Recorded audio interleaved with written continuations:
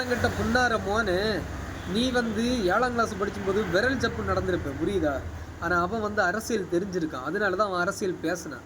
யாருக்கு ஓட்டு போடணும், யாருக்கு ஓட்டு போடக்கூடாது அப்படின்னு சொல்கிற விஷயம் எல்லாம் நிறைய அவனுக்கு தெரியும், புரிஞ்சா?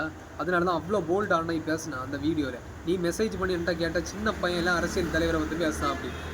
யாரும் பேசக்கூடாதுன்னு எந்த சட்டமும் கிடையாது, புரியுதா? எவன் தப்பு பண்ணுதானோ அதை பற்றி யார் வேணாலும் பேசுவாங்க, புரிஞ்சதா? இவ்வளோ சின்ன வயசில் ஒருத்தன் வந்து அவ்வளோ கிளியராக பேசினான் அப்படின்னா அவ்வளோ விஷயம் அவனுக்கு தெரியும். அவ்வளோ மெச்சூர்டான ஒரு ஆள் அவன், எங்களுக்கு நல்லா தெரியும். அவன்கிட்ட எவனும் ஜெயிச்ச முடியாது. எங்கே போனாலும் அவன் ஜெயிச்சுட்டு தான் வருவான். அவன் எங்கே போனாலும் தப்பிச்சுவான்னு சொல்லிட்டு எங்களுக்கு நல்லா தெரியும், புரியுதா? கெட்ட விஷயம் பண்ணக்கூடாதுன்னு அவனே எங்களுக்கு சொல்லி தருவான். எனக்கே அவன் சொல்லுவான், அண்ணா யாருக்குமே அந்த கெட்டதை நினச்சக்கூடாது, கெட்டதை பண்ணக்கூடாது அப்படின்னு சொல்லுவான், புரிஞ்சா? அவ்வளோ மெச்சூரிட்டி உள்ள ஒரு ஆள் அவன், புரிஞ்சா? நீ எல்லாம் 7ஆம் கிளாஸ் 8ஆம் கிளாஸ் படிக்கும்போது விரல் ஜப்பு நடந்திருப்பலே. நீ என்னட்ட மெசேஜ் பண்ணி கேட்குறான். ஸ்கூலில் காலேஜில் கூட அரசியல் சொல்லிக் கொடுப்பாங்க, தெரியுமா?